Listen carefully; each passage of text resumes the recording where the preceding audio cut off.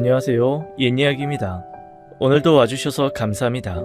옛이야기 채널은 사연 읽어주는 남녀 채널에서 지금은 삭제되어 들을 수 없는 21년도에 소개해드린 사연 중 베스트 사연만 뽑아 다시 읽어드리는 채널입니다. 구독과 좋아요 부탁드리며 오늘의 사연 바로 시작하겠습니다. 결혼이란 어떤 걸까요? 정말 남녀의 굳건한 사랑만으로 이루어진다고 믿고 싶지만 그러기엔 세상이 너무 혼탁합니다. 사랑만 믿고 결혼한 커플이 돈 때문에 혹은 다른 가족들과의 갈등 때문에 깨지는 걸 흔하게 보는 세상이니까요.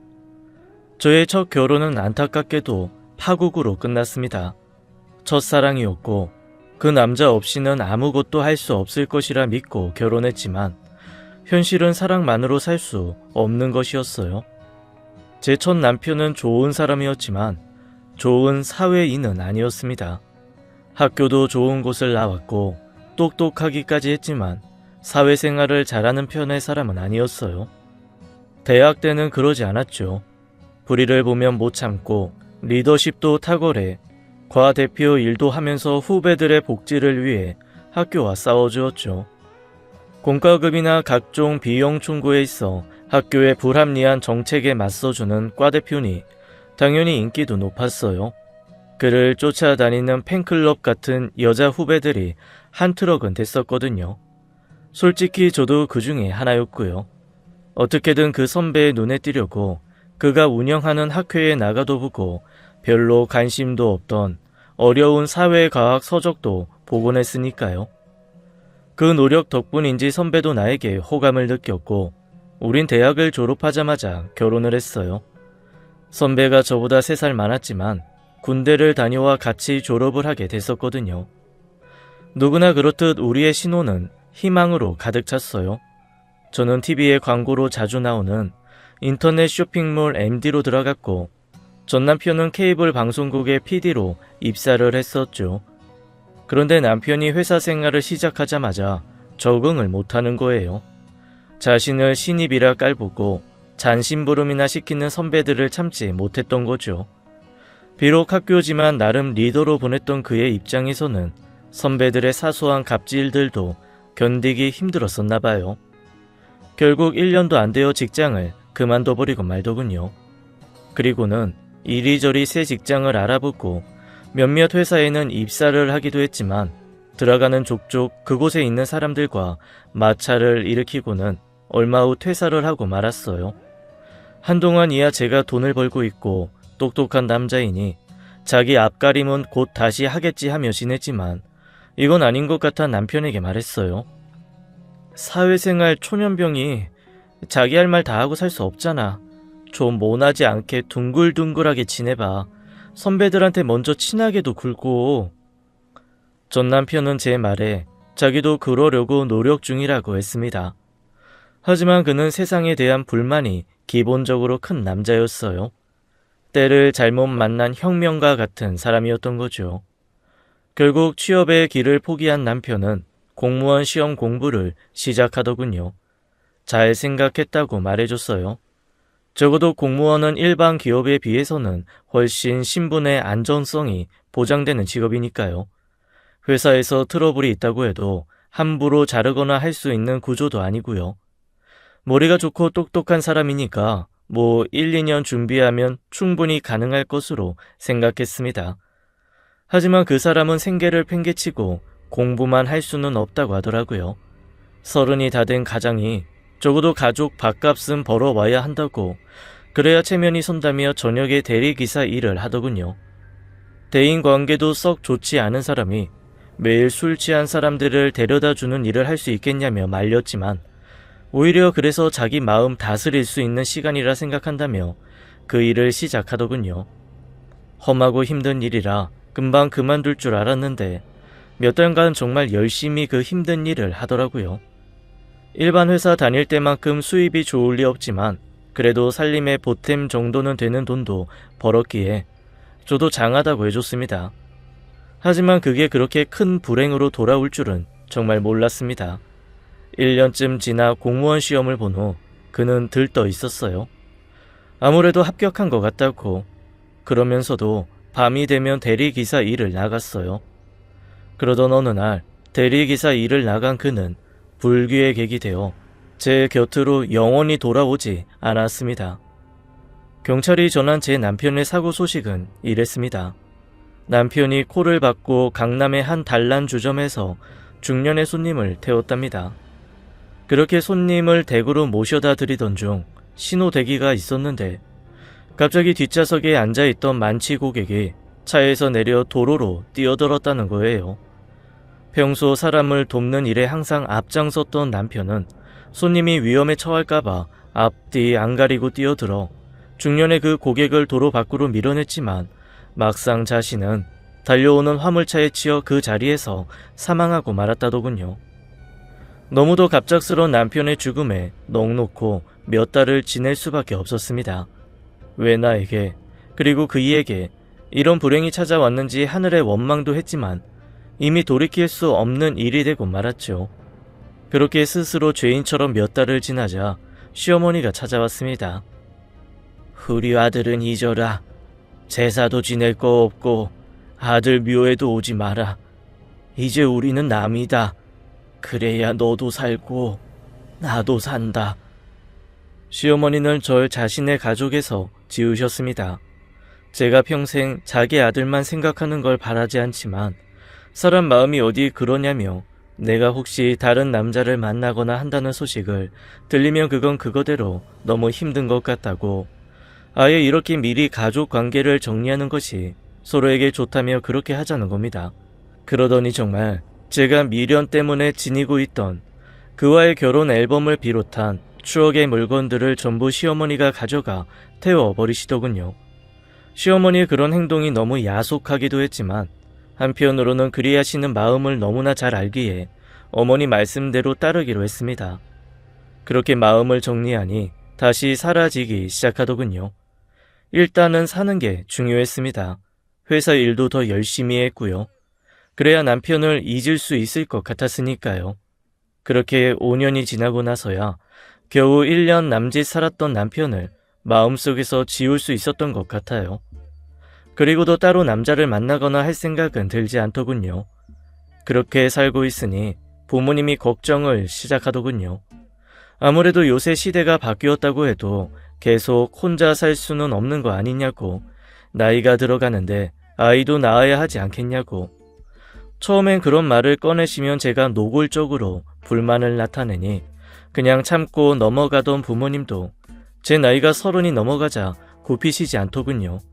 빨리 남자를 알아서 만나든가 그렇지 않으면 선자리라도 알아봐 주겠다고 말씀을 하시더니 정말 절 결혼정보회사에 등록을 시킨 거예요.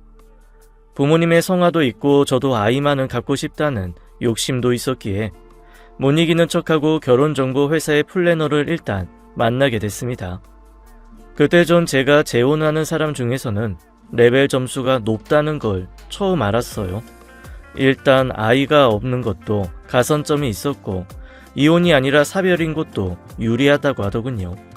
이혼했어도 전 남편과 아이가 있으면 그 관계를 끊기가 어렵다는 이유에서 그렇게 레벨이 정해진다네요.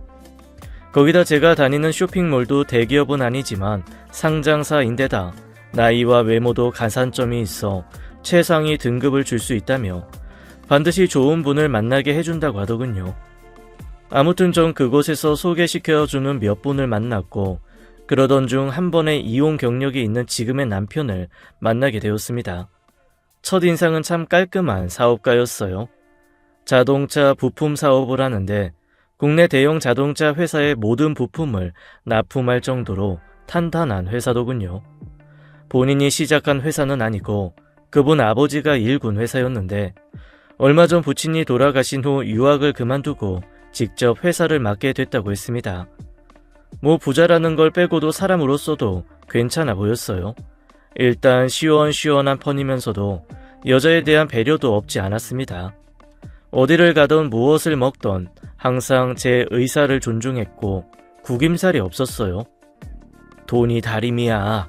이 구김살을 다 펴주거든. 이라는 영화 기생충의 대사가 생각날 정도로요. 아무튼 그렇게 두세 번쯤 만남을 이어가는데 그분에게서 전화가 오더군요. 자기 누나가 같이 보고 싶어 한다고요. 약간 부담이 되기도 했지만 가족을 한번 만나보면 더 그 사람에 대해서도 좀 더 깊게 알게 될 것 같아 허락을 해줬습니다. 누나라는 분을 만나러 간 자리는 서울에서도 최고급 호텔의 한 레스토랑이었습니다. 동생의 여자친구에게 좋은 걸 대접하고 싶다는 누나분의 고집 때문이었죠. 그렇게 만난 누나분은 그분보다 3살 연상의 강남의 대형 프랜차이즈 커피숍을 하고 계신 분이었어요. 외모도 우아하셨고 상당히 세련된 화법을 구사하셨던 그분의 첫인상은 상당히 좋았어요. 이런 분이 누나이니 이 남성분의 성품이 이리 좋구나 라는 생각이 들 만큼요. 그렇게 즐겁게 자리를 갖고 돌아온 어느 날 그분 누나가 따로 저한테 연락이 오더군요. 따로 만나 조용히 얘기를 하고 싶다고요. 저는 그분이 한다는 커피숍으로 갔습니다. 강남 중심가 길 모퉁이에 있는 커피숍은 평일인데도 자리가 꽉 찰 정도로 잘 되고 있었어요. 역시 좋은 집안 딸이구나. 참 부럽다 생각하고 있는데 그분이 오더군요. 저희는 카페 옆에 마련된 그분의 사무실로 갔어요. 그러면서 따로 만나려고 했던 이야기를 어렵게 꺼내더군요. 미안한 말인데 이건 꼭 이야기해야겠네요. 제 동생이 3대 독자예요. 그러다 보니 꼭 자녀를 낳아야 합니다. 사실 동생 전 부인이 임신이 안 됐어요. 그래서 어쩔 수 없이 이혼을 한 거라 결혼 전에 꼭 아이를 가질 수 있는 몸인지 서로 확인을 하는 게 좋을 것 같아서요. 그녀는 그 말을 하면서 여러 차례 사죄에 미안하다는 말을 했어요. 저도 처음에는 당황스러웠지만 어차피 저도 재혼을 결심한 이유가 아이를 낳고 싶은 마음이 우선이었던 만큼 검사를 해보겠다고 했습니다.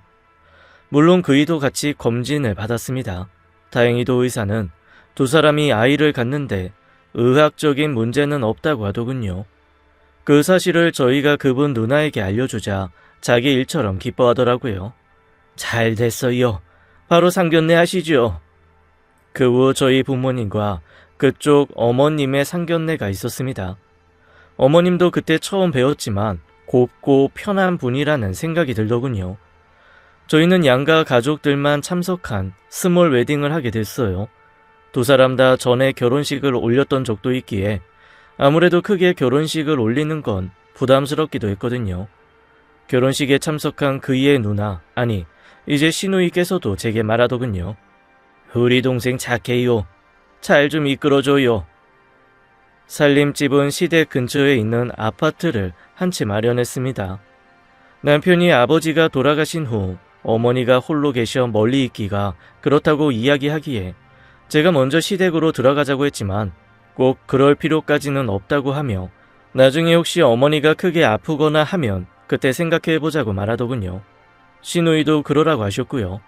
신혼은 즐겨야죠. 해외로 짧은 신혼여행을 다녀온 후 신혼살림을 시작했죠. 홀로 계신 시어머니를 자주 뵈러 가려 했지만 그럴 필요가 없었습니다. 오히려 시누이와 함께 저희 집으로 자주 오셨거든요. 그렇다고 음식 장만 같은 걸 크게 할 필요도 없었던 게 시댁에서 밑반찬이며 찌개, 국까지 바리바리 싸들고 오시니 오히려 제가 대접을 받는 상황이었어요.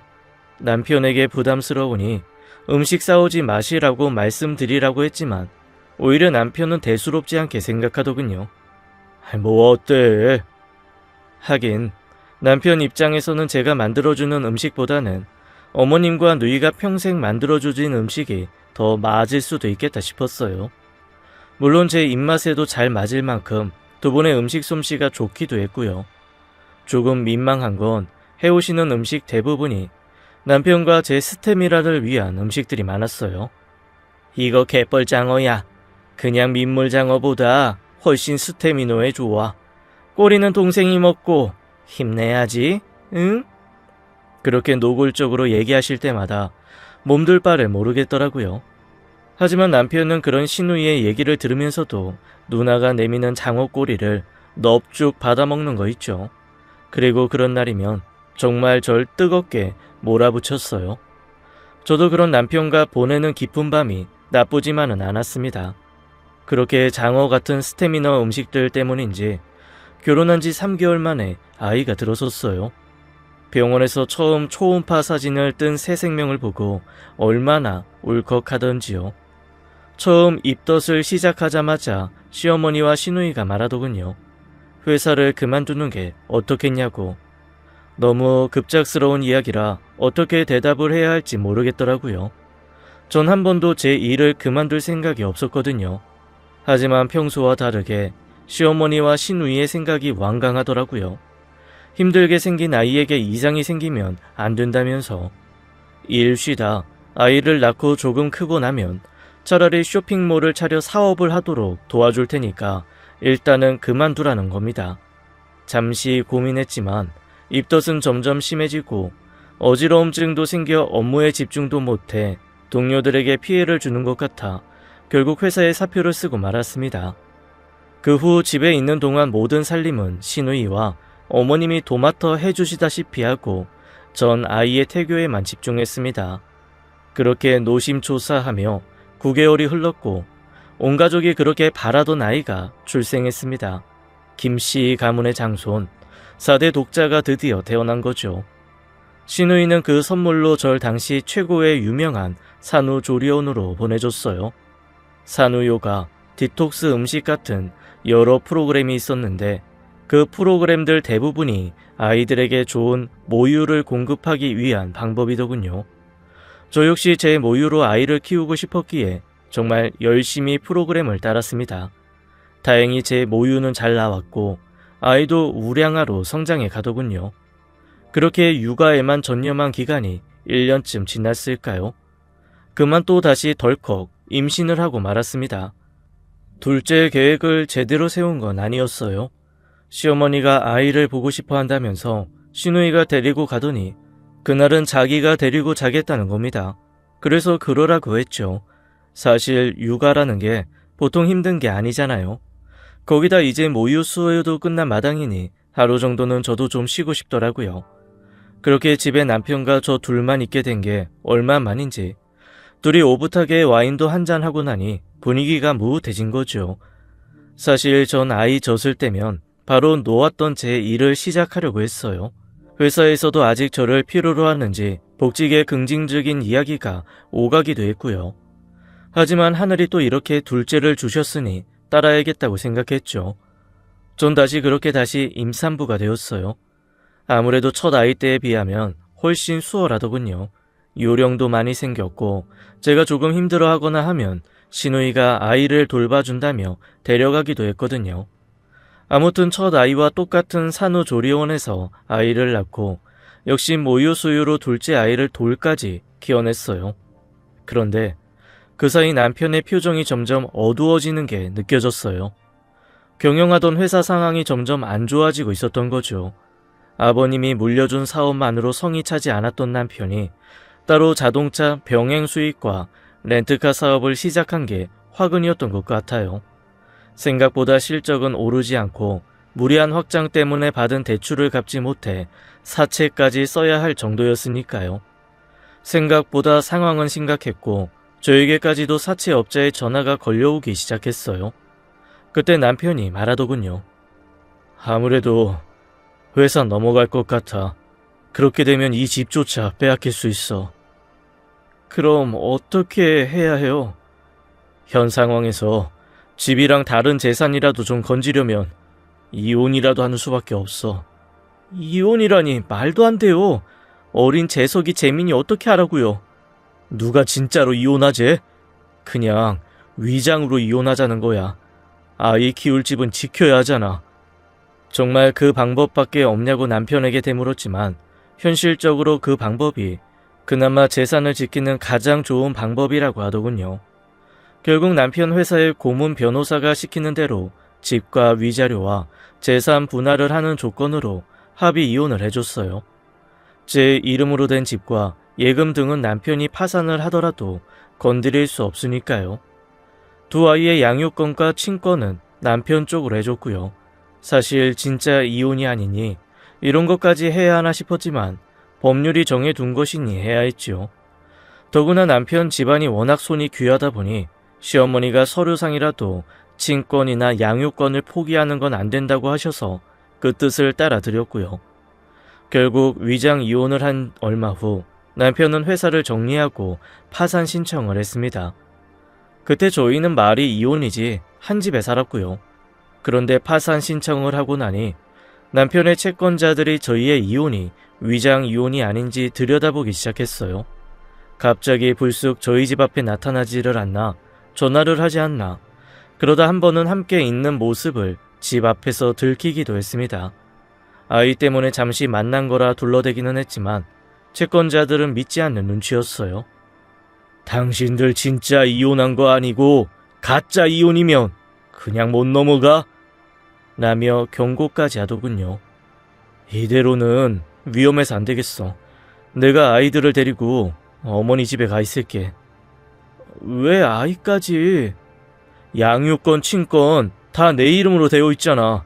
그런데 당신이 아이 데리고 있으면 그걸로 또 걸고 넘어질 거야. 남편 말도 일리가 있었습니다. 어쩔 수 없이 저희 가족은 위장 이혼 이후 진짜 남처럼 따로 살게 되고 말았죠.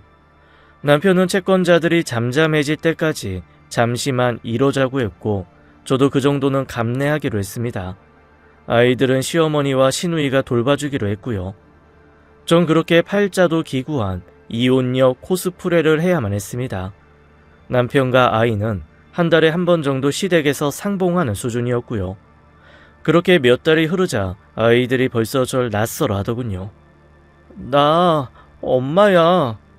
그리 말을 해도 저를 외면하고 시누이에게 안기는 아이들을 보니 절로 눈물이 났습니다.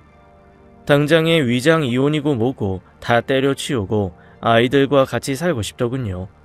그랬더니 시누이가 펄쩍 뛰면서 말리더군요. 그랬다가는 큰일 나. 겨우 지킨 재산 다시 다 빼앗기고 싶어서 그래? 그러면서 아이들은 자신이 엄마라는 생각으로 책임지고 돌볼 테니 걱정 말라고 하더군요. 그렇게 시누이의 말을 듣고 전 다시 마음을 강하게 먹기로 했어요. 그렇게 다시 홀로 집에서 생활을 했죠. 남편과는 전화통화도 되지 않았어요. 채권자들에게 책 잡히지 않기 위해 서로 차단까지 걸어놨거든요. 당분간은 서로 전화도 하지 않기로 한 거죠. 그러던 어느 날 제 동창 친구에게 전화를 받았습니다. 백화점에서 제 남편과 아이들을 봤다고. 왜 나만 없을까 하고 다가가려는데 한 여자가 제 남편의 팔짱을 끼더랍니다. 그래서 깜짝 놀랐다고 말하더군요. 너 혹시 이혼했니? 그 말에 전 펄쩍 뛰었죠. 그런 일 절대 없다고. 저희 이혼은 위장 이혼이니 주변 사람들에게는 이혼 얘기는 꺼내지도 않았어요. 저희 부모님한테조차요. 그럼 그 여자 누구야? 팔짱까지 끼는. 우리 시누이야. 그날 애들 옷 사준다고 같이 나가신 거야. 그랬더니 대충 알아듣고 전화를 끊더군요. 괜히 이상한 소리는 안 나가게 잘 둘러댔다고 생각했어요. 그런데 전화를 끊고 보니 뭔가 찜찜한 거예요. 다정하게 팔짱을 끼고 다녔다. 물론 다정한 오누이가 팔짱을 끼는 게 대수냐고 생각할 수도 있지만 아무래도 불안감이 내 가슴에 스멀스멀 피어오르더군요. 불안감도 불안감이지만 아이들을 못 보는 게 너무 답답해 밤에 택시를 타고 시댁으로 찾아갔어요. 남편과 전화까지 차단되어 있으니 그냥 무턱대고 찾아가는 수밖에 없었죠. 그렇게 집 앞에서 번호키를 누르는데 문이 안 열리는 거예요. 이상해서 다시 한번 눌러봤죠. 하지만 여전히 문은 열리지 않았죠. 저한테 말도 하지 않고 번호키를 바꾼 게 분명했어요. 그때 누군가 문을 열더군요. 바로 시어머니였어요. 누구세요? 하다가는 절 보고는 마치 못 볼 사람을 본 듯 깜짝 놀라시기까지 하더군요. 말도 없이 어쩐 일이냐? 라고 하시는 말씀조차 서운하더군요. 일단 시어머니를 따라 안으로 들어가니 자고 있던 남편과 시누이가 나오더군요. 웬일이야? 저는 남편의 말에 더 짜증이 나서 따졌죠. 왜 비밀번호는 바꾼 거야? 왜긴 채권자들 등살에 시달려 그랬지. 애기들 보고 싶어서 왔어?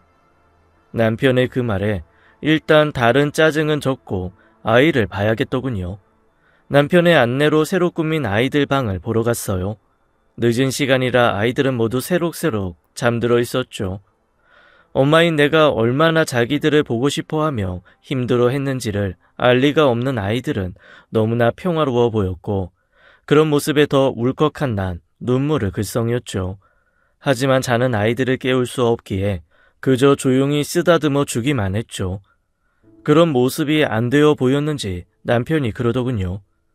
애들 자니까 오늘은 여기서 자고 내일 애들이랑 좀 놀아줘. 그렇게 전 너무도 오랜만에 남편과 함께 잠자리를 들었죠. 잠자리에 눕자 남편이 시누이와 팔짱 끼고 백화점에서 있었다는 얘기를 친구들에게 들었다는 이야기를 꺼냈지 한참을 고민했어요. 하지만 괜히 그 말을 꺼내는 것 자체가 자존심이 상할 것 같아서 끝내 입을 닫았죠. 대신 왜 그런 생각이 들었는지 남편과 관계를 갖고 싶었어요. 그렇게라도 남편의 애정을 확인하고 싶었던 거죠. 그런데 남편이 저를 거부하더군요. 그런 남편에게 전 더 적극적으로 파고들었어요. 그러자 남편은 저를 뿌리치더군요. 왜 이래? 나 피곤해. 지옥스러웠어요. 더 이상 남편에게 요구를 하지 않고 돌아누워 잠을 청했죠. 얼마나 지났을까? 잠결에 눈을 살짝 떴는데 남편이 자리에 없더군요. 화장실에 갔겠거니 생각하고 그냥 눈을 감고 있었죠. 그런데 한참을 지나도 남편이 오지를 않는 거예요. 갑자기 불안감이 몰려왔어요. 내 친구가 봤던 그 광경. 남편의 팔짱을 시누이가 꼈다는 그 말이 갑자기 내 머릿속을 떠나지 않더군요. 그때 놀랍게도 시누이의 방에서 남편이 문을 열고 나오더군요. 이게 뭐 하는 거야? 여보. 남편은 벙찐 채 저만 바라보고 있었고 더 이상 그곳에 머물 수가 없었어요. 거기 있다가는 소란이 생길 것이고 그러면 아이들까지 깨서 이 충격적인 사태를 알게 될까봐요. 집으로 돌아온 그날 밤을 뜬 눈으로 세울 수밖에 없었어요. 새벽이 지나자 남편이 오더군요. 당신 미쳤어요? 누나랑 그러는 게 말이 돼? 그 사람 누나 아냐. 뭐라고요? 사실 그 사람 이혼한 내 전부인이야. 남편이 털어놓은 진실은 저로서는 도저히 이해할 수 없는 것들이었습니다. 두 사람은 부부였답니다. 하지만 아이가 생기지 않았고 돌아가신 시아버지의 강요로 어쩔 수 없이 이혼을 했다더군요. 하지만 두 사람의 인연은 즐겼습니다. 처음에는 서먹했지만 남편 사업에도 여러모로 관여를 하고 있어 마치 남사친, 여사친처럼 지냈다더군요. 워낙 현명한 여자야. 알다시피 내가 좀 우유부단하잖아. 회사 일도 늘 그 사람한테 의논해서 처리했었는데 이혼했다고 안 볼 수도 없더라고. 그렇다고 나를 속여? 시누이라고? 당신을 보고 싶어 하더라고. 나한테 진짜 맞는 좋은 여자인지. 그래서 그런 말을 한 거야. 나보다 나이가 많으니까 누나라고 불렀고 오해를 한 거는 당신이야. 나 한 번도 친누나라고 한 적 없어. 이게 무슨 말도 안 되는 소리입니까? 남편은 마치 속은 내가 등신 아니냐는 식으로 말했습니다. 그러면서 또 이런 말도 했습니다. 내가 지금 사업이 망했잖아. 재기하려면 전처 도움이 무조건 필요해. 그러니 조금만 이해해줘. 내가 전처랑 자는 당신을 왜 이해해야 되는데? 오해야. 나 그냥 그 사람이랑 얘기만 한 거야. 다 필요 없어. 당장 아이들이나 나한테 보내요. 당신들이랑은 더 이상 아무것도 얘기하고 싶지 않으니. 전 더 이상 그런 말도 안 되는 이야기를 듣고 싶지 않았습니다. 그리고는 아이를 찾을 방법을 법적으로 가리려고 했습니다. 문제는 제가 친권과 양육권을 모두 포기했다는 거였습니다. 법적으로는 이미 제가 스스로 이혼을 인정했고 이혼 무효 소송이 가능한 3개월도 지났기 때문에 그 전에 이루어진 합의 이혼과 아이들에 대한 권리도 바꿀 방법이 없다는 겁니다. 찾을 방법은 오직 친권자인 남편의 양보. 결국 전 어쩔 수 없이 남편을 만나 의논을 해야 했습니다. 대답은 안 된다는 거였어요. 그리고는 더 놀랄 만한 이야기를 하더군요. 자꾸 이런 말을 하면 정말 아이들을 내게서 떼어놓겠다고. 아이들이 전처 잘 따라.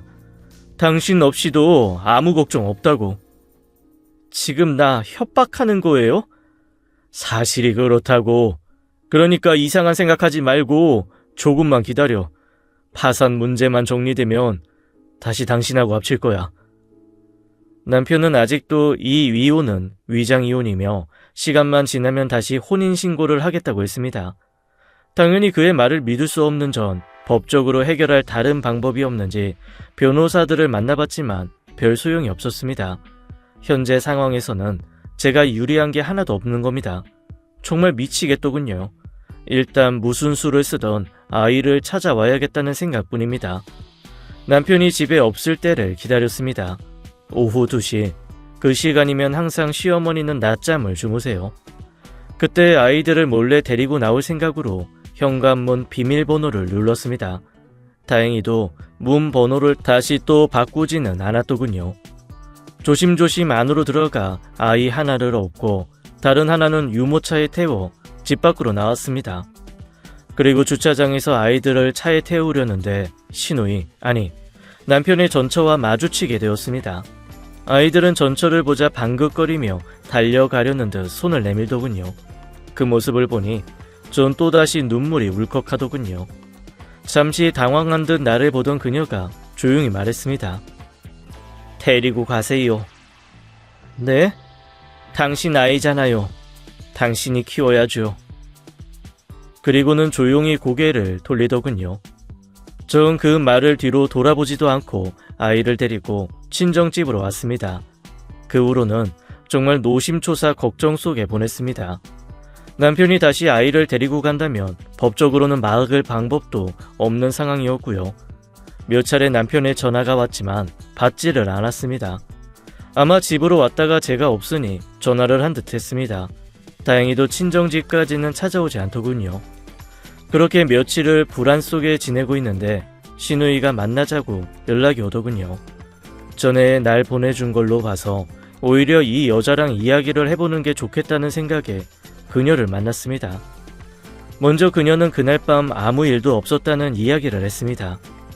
그날 밤 그 사람이 저한테 온 이유는 아무리 이혼한 사이지만 같은 집에서 당신이랑 관계를 갖는 게 미안해서였다더군요. 그때 말했어요. 우리 관계는 끝났다고. 그녀의 말에 전 조금 수그러들었습니다. 하지만 그렇다고 그녀와 남편이 이혼 후에도 관계를 유지하는 게 이해되지는 않더군요. 이해 못하시는 거 압니다. 이혼하고서도 남편 곁을 맴돈 거. 저와 그 사람 서로 정말로 사랑했어요. 하지만 아이를 낳을 수 없는 며느리를 시아버지는 용서하지 않았어요. 그렇게 이혼하고 남남이 됐지만 그렇다고 원수는 아니잖아요. 당신이 좋은 여자인 거 알아요. 그래서 결혼하라고 한 거고. 그녀는 우리가 정말 잘 살 줄 알았답니다. 남편이 사업에 실패할 줄은 상상도 못하고 우리 둘 이혼을 하라고 조언한 것도 그녀였답니다. 재산을 지키려면 그 수밖에 없다고. 그런데 막상 이혼에 따로 사는 걸 보니 사실 조금 욕심도 들었던 건 사실이랍니다. 이 기회에 다시 그 일을 자신의 것으로 만들면 안 되는 걸까 하는, 더군다나 자신을 따르는 아이들을 보니 그런 욕심이 커지기도 했다고 했습니다. 하지만 아이 때문에 눈물을 흘리는 나를 보고서는 그런 그릇된 생각을 다 포기했다더군요. 전 이 나라 떠나요. 더 이상 당신이랑 그 사람에게 폐가 되지 않게. 그러니 조금만 참아요. 그 사람 지금 열심히 빚을 갚으며 재기하려고 하니까 조금만 더 믿고 기다려줘요. 그 말을 하고는 그녀는 떠났습니다. 그 후 전 아이를 키우며 조그마한 쇼핑몰을 운영했습니다. 남편도 열심히 빚을 갚아나갔죠. 그렇게 3년이 지나자 이제 어느 정도 다시 재기할 기반이 마련되더군요. 그 과정 속에 서로 서먹해졌던 저와 그의 관계도 회복되었습니다.